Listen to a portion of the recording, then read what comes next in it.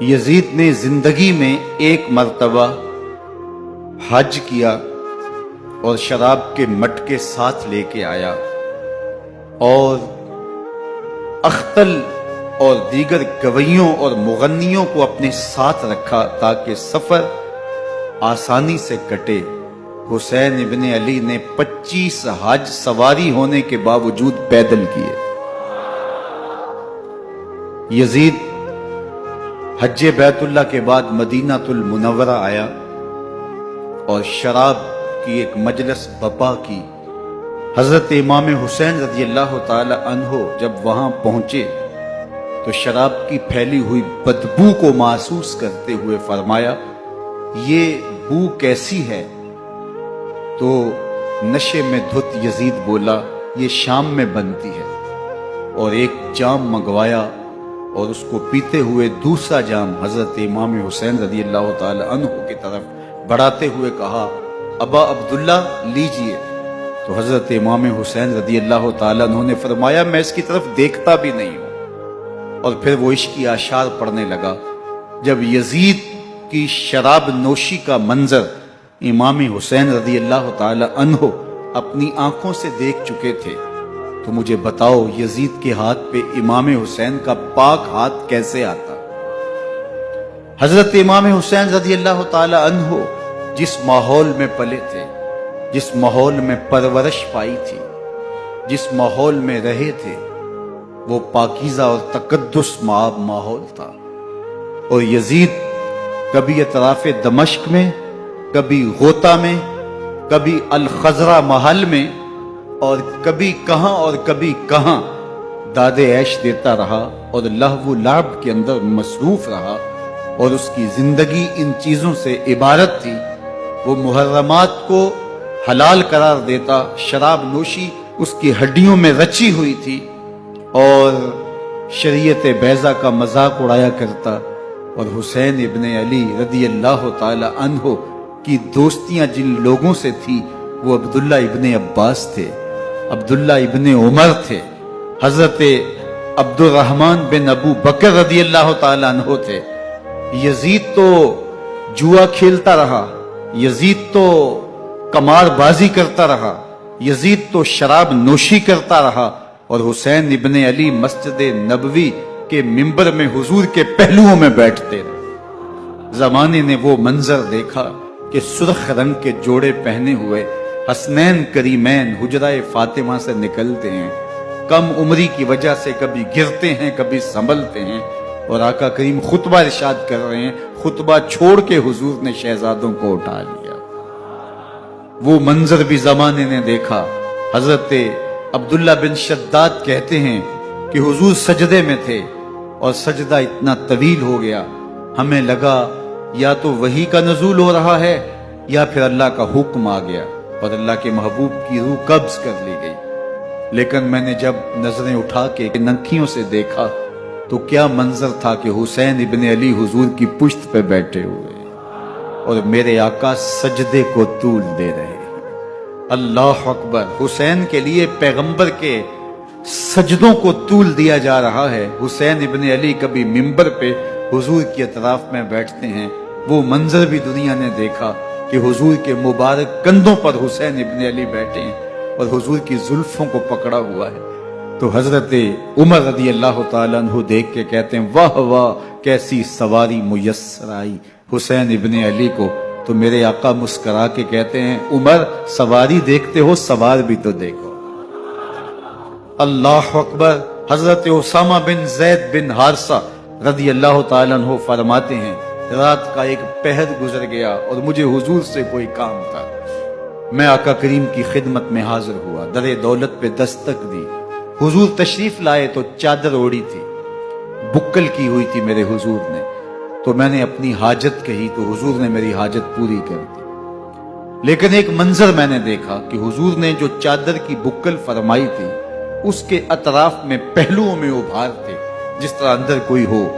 مجھ سے نہ رہا گیا، میں نے پوچھ لیا، میں نے کہا، بندہ نواز چادر کے اندر کیا ہے؟ فَكَشَفَهُ، تو حضور نے چادر کو کھول دیا۔ فَإِذَا الْحَسَنُ وَالْحُسَيْنُ عَلَىٰ وَرِكَيْهِ، تو کہتے ہیں میں نے اپنی آنکھوں سے دیکھا ایک پہلو سے امام حسین لپٹے ہوئے تھے، ایک پہلو سے امام حسن لپٹے ہوئے تھے۔ فرمایا یہ میرے بیٹے ہیں، یہ میری بیٹی کے بیٹے ہیں، اے اللہ میں ان سے پیار کرتا ہوں، تو بھی ان سے پیار کر، جو ان سے پیار کرے اس سے بھی پیار کر۔ ان کی محبت کا درس دیا، ان کے پیار کا سبق پڑھایا، کہا ان سے پیار کرنے والا میرے سے پیار کرنے والا ہے، ان سے بغض رکھنے والا میرے سے بغض رکھنے والا ہے۔ ان کی تکلیف حضور کو بے چین کر دیتی تھی۔ حضرت سیدہ فاطمہ الزہرا رضی اللہ تعالی عنہ کہ حضرت امام حسین کے رونے کی آواز آ رہی تھی، تو آقا کریم علیہ السلام نے فرمایا کہ فاطمہ حسین کو چپ کرواؤ، اللہ تعالیٰ انا بقاءہ یوزینی، تو جانتی نہیں حسین کا رونا مجھے دکھ دیتا ہے۔ حسین ابن علی کو حضور رونے نہیں دیتے تھے، ان کو دکھی نہیں ہونے دیتے تھے، کیونکہ رسول اللہ صلی اللہ علیہ وسلم جانتے تھے کہ یہ کتنے دکھ سہے گا، کتنی تکلیفوں سے گزرے گا اور کتنے مصائب سہے گا۔ زمانے نے وہ گھڑیاں بھی دیکھی کہ حضرت حذیفہ بن یمان رضی اللہ تعالیٰ عنہ فرماتے ہیں کہ میں حضور کی خدمت میں نماز مغرب کی ادائیگی کے لیے حاضر ہوا، اور میں نے یہ اجازت خاص طور پہ اپنی ماں سے اس شرط پہ لی تھی کہ امی آپ مجھے اجازت دیں، میں حضور کی خدمت میں حاضر ہوتا ہوں، مغرب کی نماز بھی ادا کروں گا، اور پھر حضور سے عرض کروں گا حضور میرے لیے اور میری ماں کے لیے بخشش کی دعا کر دیجئے۔ ماں نے اس شرط پہ اجازت دے دی اور میں حضور کی خدمت میں آ گیا، نماز مغرب ادا کی، سلام پھرا، تو میرے دل میں آرزو تھی میں حضور سے عرض کروں حضور میرے لیے اور میری ماں کے لیے مغفرت کی بخشش کی دعا کر دیں، لیکن حضور عبادات میں، ذکر میں، نوافل میں ایسے مشغول ہوئے کہ میں آرزو رکھنے کے باوجود بھی عرض نہ کر سکا۔ خیر نماز عشاء کا وقت ہوا، اذان پکاری گئی، حضور مصلی پہ آئے، نماز پڑھی، سلام پھرا، تو میرے دل میں پھر خیال آیا کہ ماں سے ایک نماز کی چھٹی لی تھی، نمازیں بھی 2 ہو گئیں، ماں نے جاتے پوچھنا ہے حضور سے میرے لیے اور اپنے لیے مغفرت کی بخشش کی دعا کروائی تھی تو کیا جواب دوں گا؟ اور حضور اٹھے اور کاشانہ اقدس کی طرف چل دیے۔ اب میرے دل میں یہ خیال رہ کے آ رہا تھا کہ ماں کو کیا جواب دوں گا، میں تو حضور سے بخشش و مغفرت کی دعا کروا ہی نہیں سکا۔ جب حضور چل پڑے تو غیر ارادی طور پہ میں بھی حضور کے پیچھے چل پڑا، چلنے میں تھوڑی سی رفتار تیز ہو گئی جس سے قدموں کی آہٹ پیدا ہوئی، تو جب آواز پیدا ہوئی تو حضور نے رخ پھیرے بغیر فرمایا من ھذا، میرے پیچھے پیچھے کون آ رہا ہے؟ پھر خود ہی کہا حذیفہ تو نہیں، تو میرا دل دھڑک رہا تھا، قلت نعم، میں نے کہا جی جی حضور میں حذیفہ ہوں۔ فرمایا ما حاجتک غفر اللہ لک ولامک، کیا کام ہے اللہ تجھے بھی بخش دے تیری ماں کو بھی بخش دے۔ اب جو کام تھا وہ جنبش لب سے پہلے ہی ہو گیا، یہاں تو لفظوں کا سہارا بھی نہیں لینا پڑتا، وہ بند لبوں کی بولیاں بھی سنتے ہیں۔ اقبال بولا ہے فروغت صبح آثار و دہور، چشم تو بھی نندائے ما فی الصدور، تیری نظر تو سینوں کے چھپے راز بھی دیکھتی۔ تو کہا ما حاجتوں کا غفر اللہ لک ولامک، اللہ تجھے بخش دے تیری ماں کی بھی مغفرت کر دے، کیا کام ہے؟ اب جو کام تھا وہ تو ہو گیا۔ تو میرے حضور نے ارشاد فرمایا حذیفہ سنو، ابھی ایک فرشتہ آیا ہے جو اس سے قبل دھرتی پر پہلے کبھی نہیں آیا، آج پہلی مرتبہ اللہ سے اجازت لے کے 2 کام کرنے آیا ہے، ایک تو مجھے سلام کرنے آیا ہے اور دوسرا خوشخبری دینے آیا ہے کہ آپ کی بیٹی فاطمہ جنتی عورتوں کی سردار ہے اور حسن اور حسین جنتی جوانوں کے سردار۔ ایک طرف یزید ناپاک محسون کا پلیت بیٹا اور ایک طرف محمد عربی کا نواسا، فاطمہ کے دودھ کا اثر، علی المرتضیٰ کے خون کی تاثیر، رسول اللہ صلی اللہ علیہ وسلم کے کندھوں پہ بیٹھنے والا۔ ایک دن حضور نے امام حسین رضی اللہ تعالیٰ عنہ کے ہاتھ پکڑ لیے اور ان کے پاؤں اپنے پاؤں پہ رکھے اور پھر فرمایا بیٹے آگے بڑھو، اور ان کے پاؤں حضور کی پنڈلیوں پہ آئے، پھر کہا بیٹے اور آگے بڑھو، حتیٰ کہ ان کے پاؤں حضور کی رانوں پہ آئے، پھر فرمایا بیٹا اور آگے بڑھو، تو ان کے پاؤں حضور کے مبارک بطن اقدس پہ آئے، پھر بازوں کو کھینچ کے اپنے قریب کیا اور حسین ابن علی کے منہ میں اپنی زبان رکھ دی، اور وہ اس طرح چوس رہے تھے جس طرح کھجور چوسی جاتی ہے۔ تو اللہ کے محبوب علیہ السلام نے حسین ابن علی کو اپنی زبان کا لعاب دہن دے کر کے، وہ شیر رحمت دے کر کے، وہ کوثر و تسلیم سے پاکیزہ تر آب رحمت عطا کر کے ان کی ہمیشہ کے لیے پیاس بجھا دی، تاکہ کل کربلا کے تپتے ہوئے ریگزار میں حسین ابن علی کو پیاس کی شدت تنگ نہ کرے اور پائے استقلال میں لغزش نہ آنے پائے۔ ان نازوں سے پالے ہوئے حسین کو، ان محبتوں سے پالے ہوئے حسین ابن علی کو امتحان بھی اتنے بڑے درپیش تھے۔ یاری تیری سونا پر ازمیشاں تیریاں اگ، سونا پرکھیا جامدہ ہے نال اگاں دے لگ۔ جتنا بڑا شخص ہوتا ہے اتنی آزمائشیں بھی بڑی ہوتی ہیں۔ پیغمبر رحمت کی آغوش میں کھیلنے والا، حجرائے فاطمہ کا جانشین، منبر رسول صلی اللہ علیہ وآلہ وسلم پر حضور کے مبارک پہلو اور گود میں بیٹھنے والا حسین، حضور کی زبان چوسنے والا حسین، حضور کے کندھوں پہ سواری کرنے والا حسین، آقا کریم علیہ الصلوۃ والسلام کے مبارک سجدے کی حالت کے اندر حضور کی پشت پہ کھیلنے والا حسین، جس حسین کا دروازہ مسجد نبوی کے اندر کھلتا تھا اور یزید کی کرتوتوں کے چشم دید گواہ تھے۔ یزید جب تخت نشین ہوتا ہے تو اسے یہ فکر ہوتی ہے کہ امام حسین عبداللہ بن زبیر، عبداللہ بن عمر، عبداللہ ابن عباس یہ میری بیعت کرے، اور وہ ولید بن عقبہ کو لکھتا ہے کہ ہر صورت میں ان کی بیعت لو، اور اگر بیعت نہ دیں تو سختی کرو۔ حضرت امام حسین رضی اللہ تعالی عنہ کو بلاوا آتا ہے کہ آپ کو دارالامارت میں گورنر ہاؤس میں بلایا جا رہا ہے۔ ولید بن عقبہ کا پیغام آپ کو پہنچتا ہے۔ آپ اس وقت فرماتے ہیں کہ اس وقت جو پیغام پہنچا ہے وہ کسی خطرے سے خالی نہیں ہے، تو کچھ سواروں کو ساتھ لیا، کہا تم دارالامارت کے باہر کھڑے رہنا، اگر میری آواز بلند ہوئی تو اندر آ جانا، ورنہ تم انتظار کرنا۔ آپ اندر گئے۔ ولید بن عقبہ نے مروان کو بھی بلایا تھا۔ مروان بن حکم یہ گورنر مدینہ ولید سے پہلے رہ چکا ہے، تو اس نے مشورہ دیا کہ سختی کی جائے۔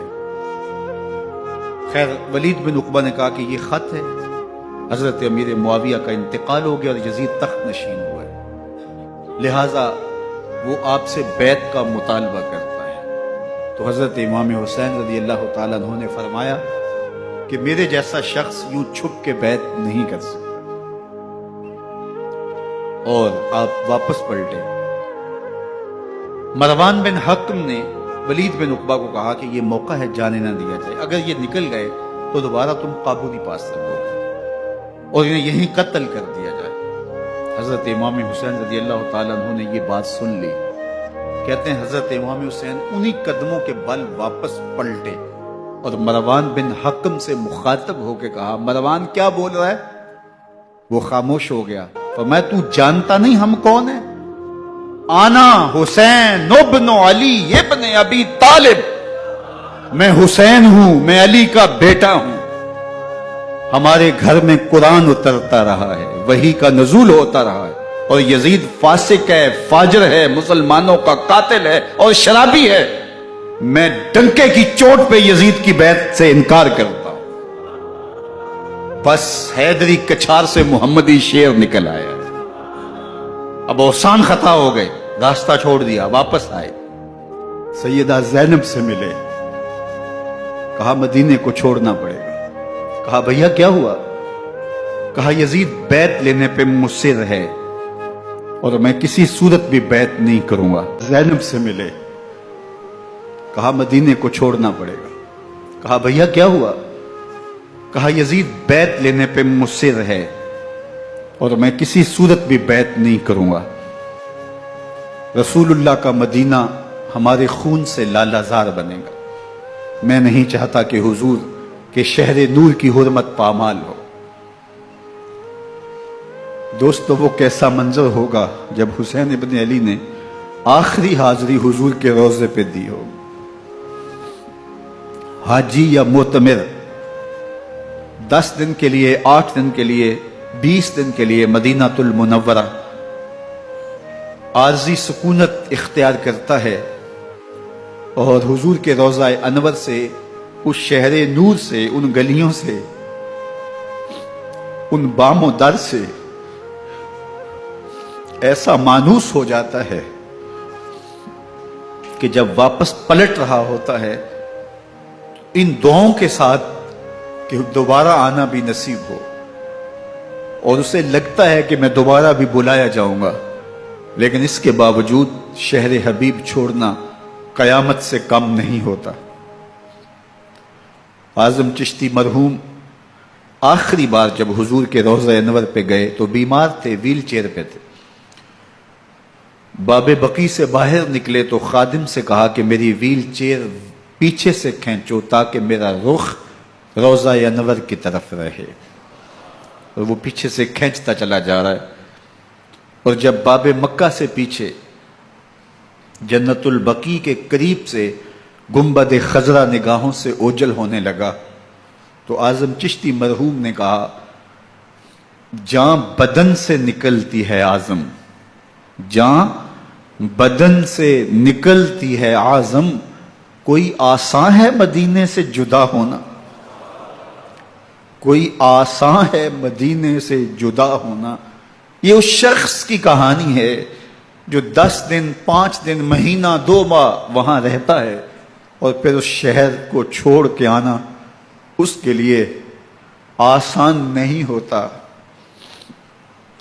اور مجھے بتاؤ کہ حسین جو پیدا مدینے میں ہوا، جس کے گھر کا دروازہ مسجد نبوی کے اندر کھلتا تھا، جو مسجد نبوی کے اندر پرورش پا کے جوان ہوتا ہے اور مدینے کی گلیوں میں کھیلتا رہا، اس حسین ابن علی کے لیے مدینہ چھوڑنا، اور پھر وہ اس بات کا علم اور شعور رکھتے تھے کہ یہ آخری بار حضور کے در پہ حاضری ہے، دوبارہ اس شہر نور میں نہیں آ سکوں گا، تو کیا قیامت ہوگی اور کیا منظر ہوگا۔ محمد بن حنفیہ کے علاوہ خاندان نبوت کے جتنے لوگ تھے ان سب نے شہر مدینہ کو الوداع کہا، اور رات کے موقع میں مدینہ المنورہ کو، مسجد نبوی کو چھوڑ کر کے مکہ کی جانب عازم سفر ہوئے۔ 3 شعبان المعظم کو مکہ المکرمہ پہنچتے ہیں، ادھر کوفیوں کے خطوط آنے شروع ہو جاتے ہیں۔ حضرت امام حسین رضی اللہ تعالیٰ عنہ مسلم بن عقیل رضی اللہ تعالیٰ عنہ کو صورتحال معلوم کرنے کے لیے بھیج دیتے ہیں۔ 40,000 کوفی آپ کے ہاتھ پہ بیعت کر لیتے ہیں۔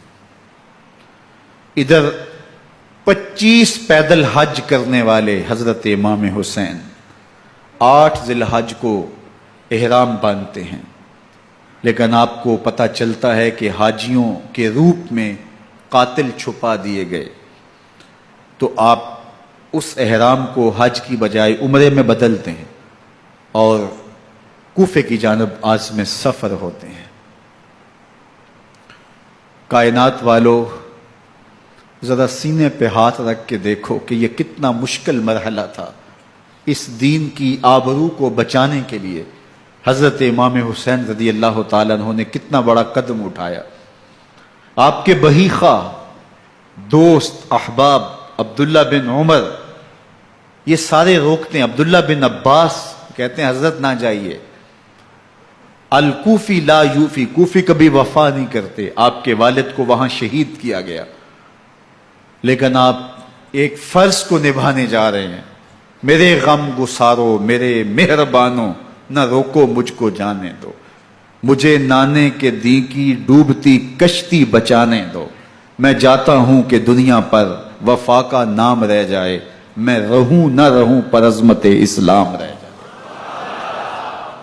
میں نہیں جاتا تو نبی کے گھر کی آن جاتی ہے، میں نہیں جاتا تو نبی کے گھر کی آن جاتی ہے، تمہارا دین جاتا ہے، میری غیرت ایمان جاتی ہے۔ حضرت امام حسین یہاں سے چلتے ہیں، ابھی راستے میں ہی پہنچتے ہیں کہ یہ خبر آتی ہے کہ کوفے والوں نے بے وفائی کر دی، حضرت مسلم بن عقیل رضی اللہ تعالیٰ عنہ کو شہید کر دیا گیا، نعمان بن بشیر